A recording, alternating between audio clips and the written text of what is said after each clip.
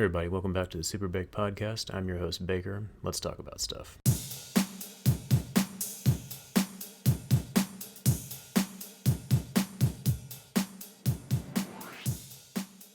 Hey everyone. So before I get started with this episode, I just want to take some time to apologize for not getting this episode up sooner.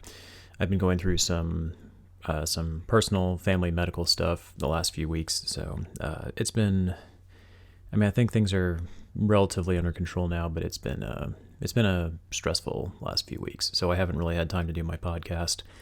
I will try to be better about communicating if I'm not going to be able to do future episodes, but for now I do want to state that I'm going to try to do an episode every week, if not every other week, but just be aware that this is still ongoing, so if I don't post an episode up, every once in a while, then that's probably the reason why. I'm not going to go into details about it right now. Maybe somewhere down the road, once this is all finally taken care of, maybe I'll discuss this if I'm more comfortable with it. But for now, I'm going to kind of keep that private and off the internet. But tonight, I wanted to give my review for the sci-fi film No One Will Save You, which premiered on Hulu a few weeks ago. I believe the release date for this movie was September 19th or September 22nd in the United States. It looks like the 19th was the premiere in New York and Los Angeles. So as of right now, I think it's only available on Hulu. It's a sci-fi kind of an alien invasion movie starring Kaitlyn Dever. Many of you might know her from the shows like The Last Man Standing. I think she was also on a show called Dope Stick.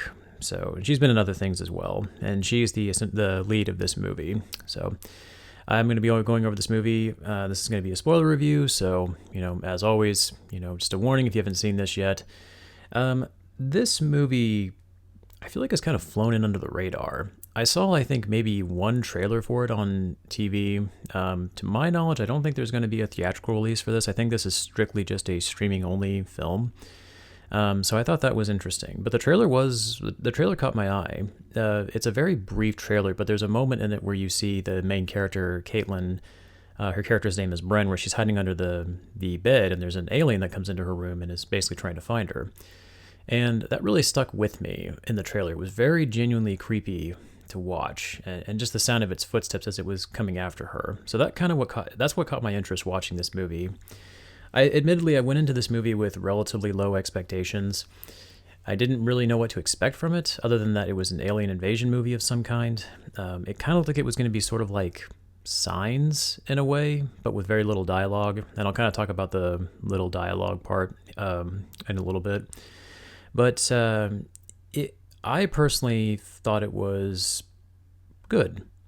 Nothing about it really blew me away or anything like that, but I do think the film is probably one of the more interesting alien invasion movies that I've seen, and it's mainly because of, number one, how the film is made, how it's filmed, the acting in it, and also the ending. And I am going to go over the ending in detail because it's kind of hard to not talk about why I think this movie is good without talking about the ending. So I definitely want to give that big spoiler warning, just if you haven't seen this movie yet. But yeah, I feel like this movie people aren't talking about this movie very much, and it seems like it's been kind of divisive. From what I can see online, it's getting a lot of very mixed reviews. I looked at RottenTomatoes.com, and the overall critic score is 82%. So critics seem to really like it for the most part. Not a great score, but not terrible. But the audience score is 57%. And I was just looking at other reviews online, and it's pretty remarkable to me, how much the different reviews are. Or how much they differ. There's some reviews that give it high praise, calling it, one of their favorite scary alien invasion films of the last few years, and other people call it just hot garbage, which I don't agree with those. I think this movie is definitely going to be kind of an acquired taste for some people. I liked it, but I can definitely see where maybe some people would be maybe not quite as impressed by it, but I'll get into that. First off, I'll just go over the plot very briefly. Kaitlyn Dever plays a character named Bren, who is a person who lives by herself. She's a young woman who appears to be ostracized from the town that she lives in. She has a very checkered past. I'll kind of talk about that in a little bit when I kind of go over some of the more spoilery parts of the movie. But anyways, because of her checkered past, a lot of people in the town have, they see her as an outcast. They don't want anything to do with her. So she pretty much keeps to herself in her home, where she collects like different knickknacks and stuff and like models that she has in her house. And she really doesn't talk to anybody in the film. And that's something about this movie too, is that there is basically no dialogue. Throughout 90% of the movie, there's no talking whatsoever. In fact, I think there's only like one actual spoken line of dialogue, and I think it's like a dream sequence towards the end. So there's no dialogue in this movie whatsoever, outside of a couple, I think one scene where like Caitlin, where her character is singing to a song, but that's really it. Beyond that, there's no talking. Everything, every emotion is conveyed through facial expressions and reactions, which I personally was a huge fan of. I think that's one of the parts of this movie that some people may find divisive, the fact that there's no talking. It's not that it's an incredibly deep movie or anything like that. It doesn't require you to pay great attention to really understand what's going on. The general premise is pretty straightforward. But I could definitely see where maybe some people who may not have the kind of patience for that sort of thing might get a little bit irritated by that. But for my money, I enjoyed it. And I thought it was a welcome breath of fresh air in a horror movie, especially in a horror film, where it kind of relies more on the visual aspect to tell the story, which I like. This is definitely, I think this movie definitely follows the model of show, don't tell, which I personally am a fan of. There is no expository dialogue because there is no dialogue. You just kind of have to pay attention and figure out why is she ostracized, what's going on here. So I like that aspect of the film.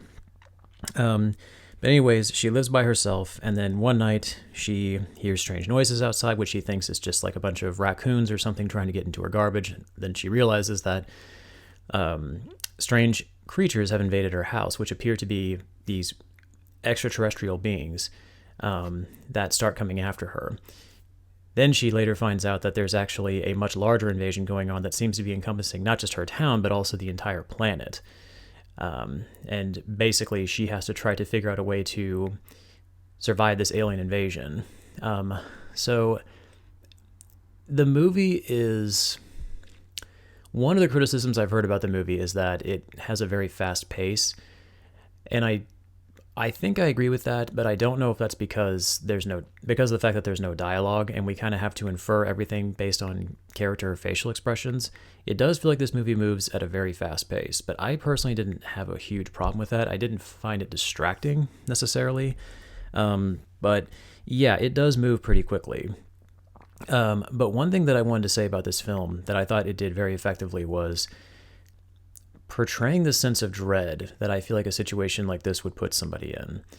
The moment when Bren's character wakes up in the middle of the night and goes downstairs and sees her front door open and then realizes that somebody is in there with her, like hears the footsteps, the look on her face in that scene, to me, I felt like was one of the most accurate expressions that I think anyone would have in that situation.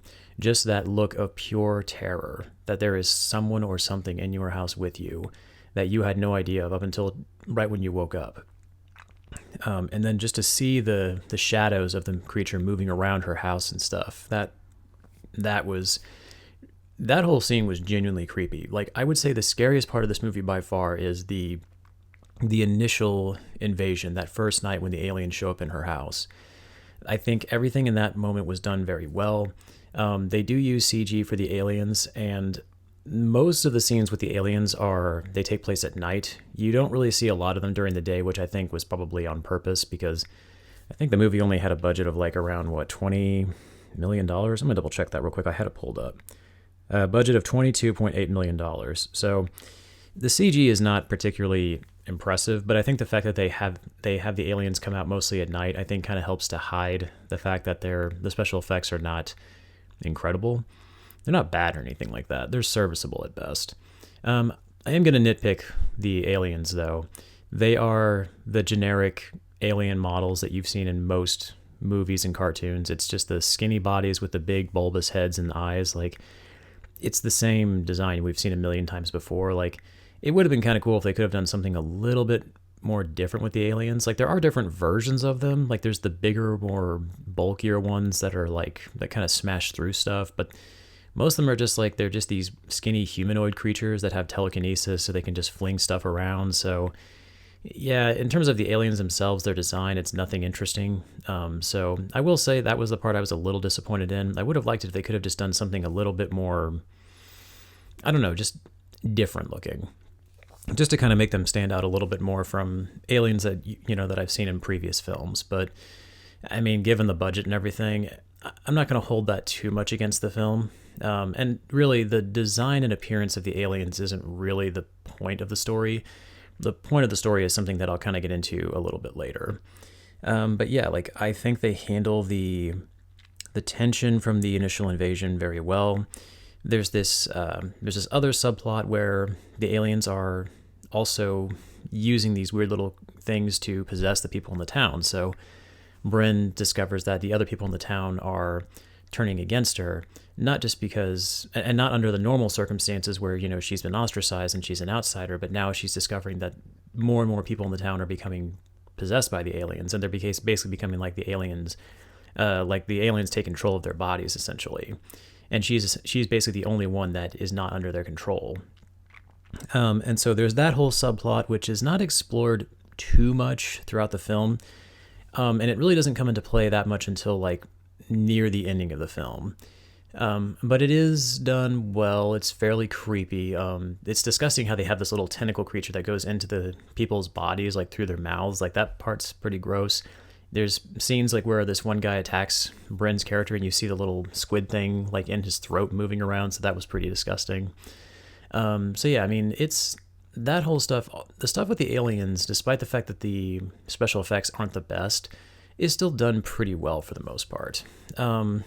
Honestly, and this is kind of another nitpick I have for the movie, I think I would have liked it if they could have spent maybe a few more nights at Bren's house where we see more of her trying to, just try to dodge the aliens' attacks, trying to get away from them and avoid them. We get a little bit of that in the film, but not a whole lot, and I think I would have liked seeing more of that.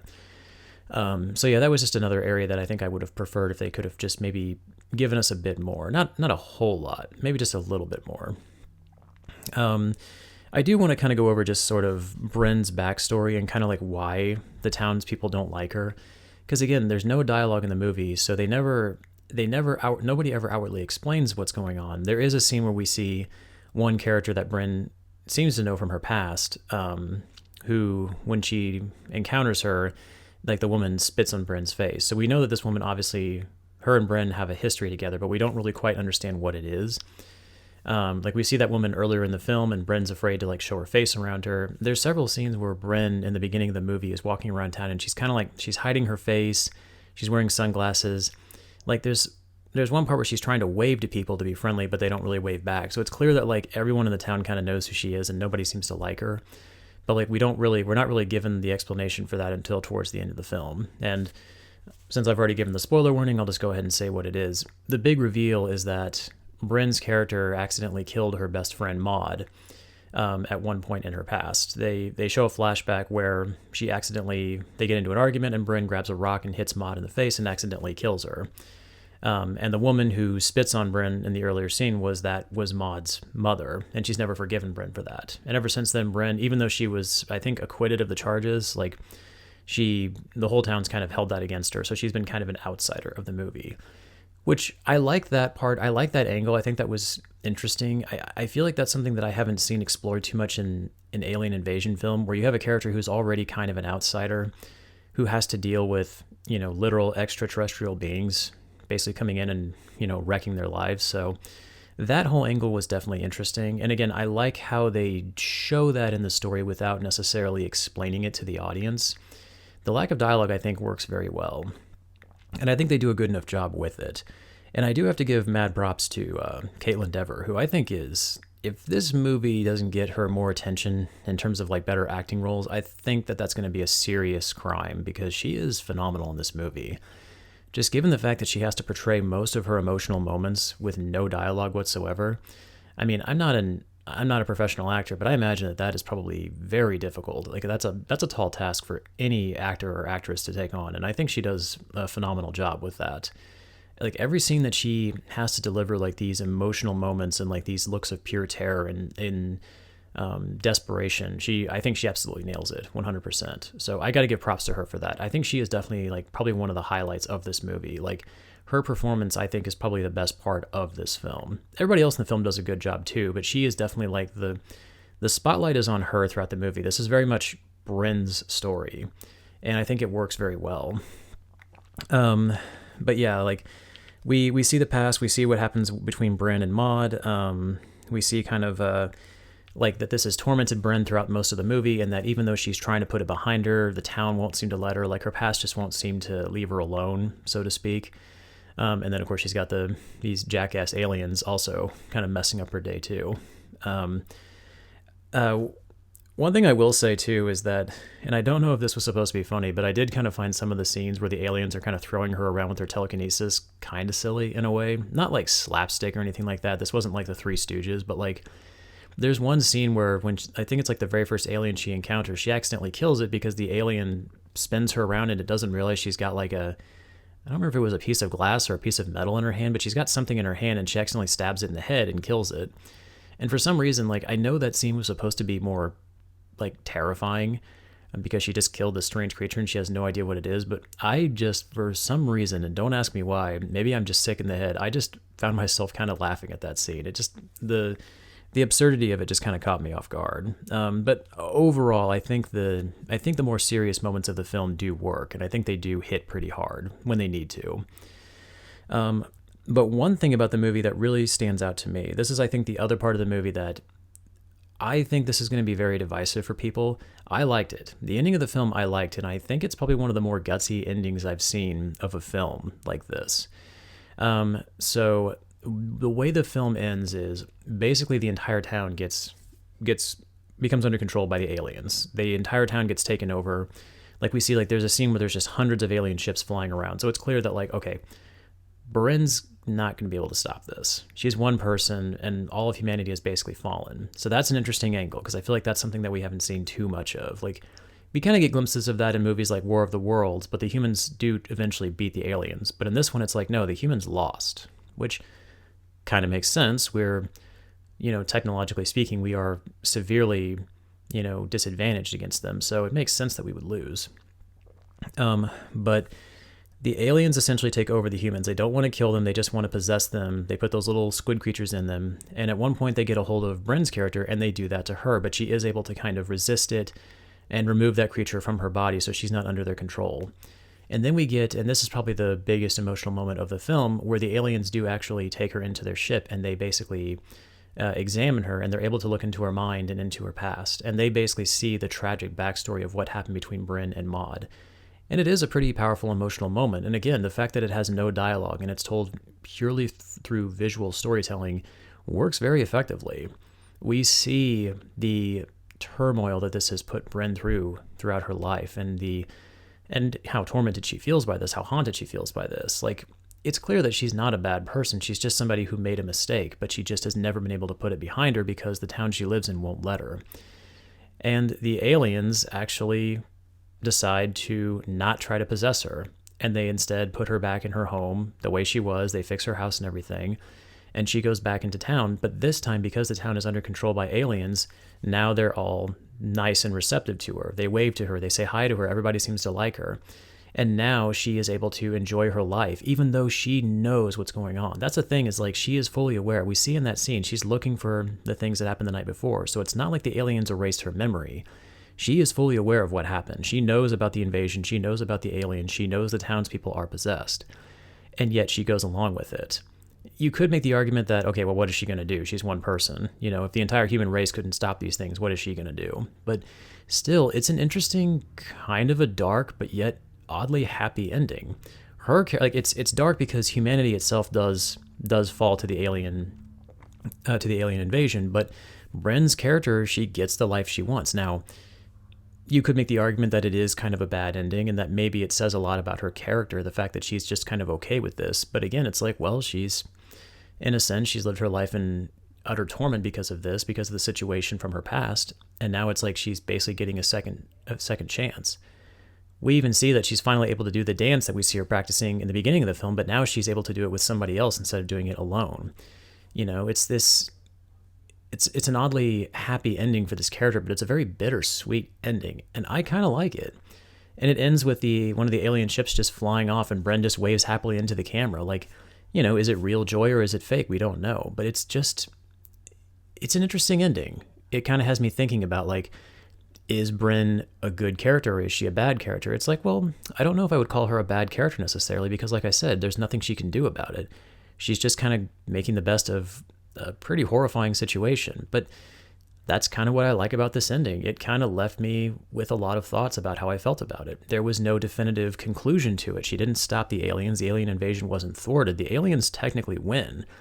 But they let Bren have a happy ending too. So it's like, well, maybe the aliens aren't necessarily evil. They're not killing the humans. They're taking over them, which we don't know exactly how that is. Maybe it is a horrible existence for them. But from what we can tell, the humans seem happy. They seem like they're nicer towards Bren's character. So it's an interesting dilemma that the ending creates. So I like that. I actually am finding myself enjoying movies that take chances like that more and more. Sorry, I keep needing to burp. Excuse me. Like, I actually really enjoy movies that are not afraid to have these questionable endings where it's like, who ultimately won? Who's the good guy? Well, maybe nobody won. Maybe there was no winner. Well, there was in this case. The aliens won. The aliens absolutely won. But it's an interesting ending for me. It's something that I hadn't seen before, and I kind of dug it. So if I had to give this movie like a letter grade right now, I feel like I give this letter grade out to a lot of movies, but I would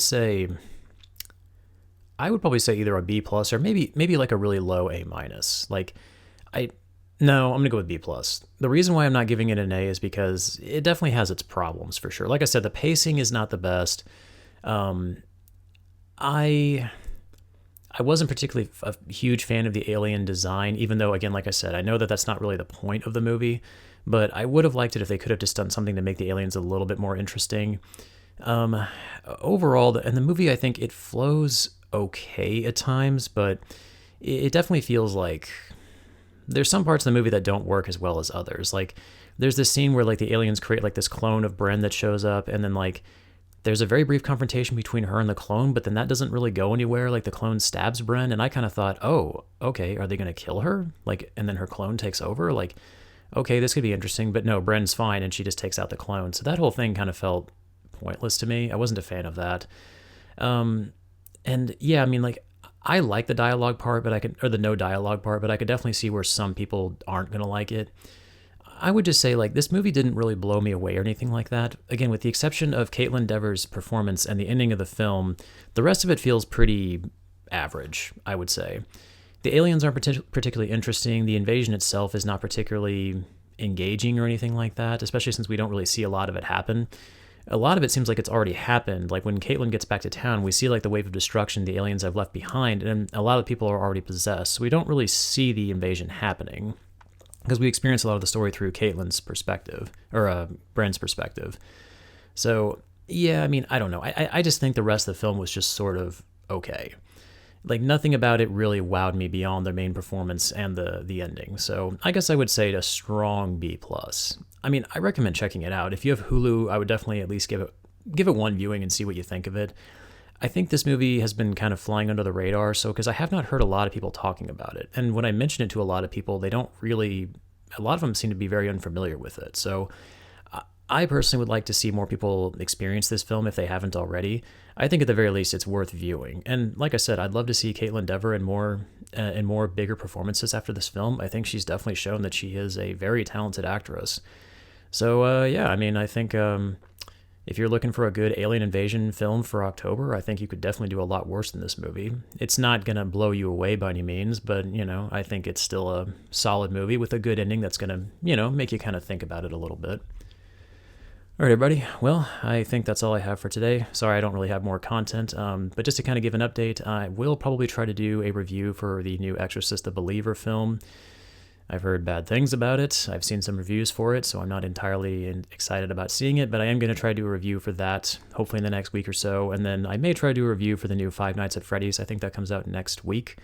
So we'll see, but I'll keep you all posted. Hopefully I'll be able to get back into the routine of doing an episode every week or at least every other week, but I'll try to keep updates as often as I can. All right, everyone. Well, I hope you enjoyed this episode. Once again, I'm on Anchor, Spotify, and YouTube. If you like what you heard, please feel free to like, share, and subscribe, and I will catch you all next time. Later.